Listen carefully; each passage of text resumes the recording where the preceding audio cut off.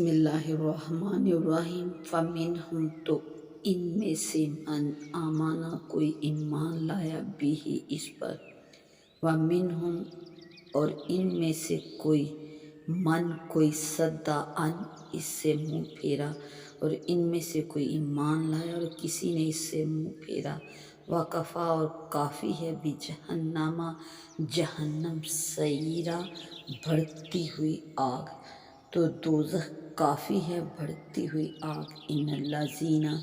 بے شک وہ لوگ کفروا جنہوں نے انکار کیا بھی آیاتنا ہماری آیتوں کا، سوف ان قریب جلد نصلہم ہم داخل کریں گے ان کو نارا آگ میں، کلما جب ناضجت گل جائیں گی جلودہم ان کی کھالیں، جب کھالیں ان کی گل جائیں گی پک جائیں گی، بدلناہم بدل ڈالیں گے ہم ان کی جلودن کھالوں کو، غیرہا اس کے سوا کسی اور سے، لیذوقوا تاکہ وہ چکھیں، لیذوقوا العذاب تاکہ وہ چکھیں مزہ عذاب کا۔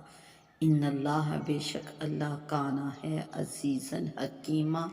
حکمت والا، غالب حکمت والا ہے اللہ۔ فمنہم من آمن، جیسے کہ حضرت عبداللہ بن سلام اور ان کے ساتھ والے سید عالم صلی اللہ علیہ وآلہ وسلم پر ایمان لائے تو وہ اللہ کی رضا کی زندگی میں چلے گئے۔ ومنہم من صد عنہ، اور جو ایمان سے محروم رہے وہ اللہ تعالیٰ کی ناراضگی والی زندگی میں گئے۔ وَكَفَى بِجَهَنَّمَ سَعِيرًا، اور جو اللہ کی ناراضگی والی زندگی میں گئے، نبی کریم صلی اللہ علیہ وآلہ وسلم پر ایمان نہ لا کر، ان کے لیے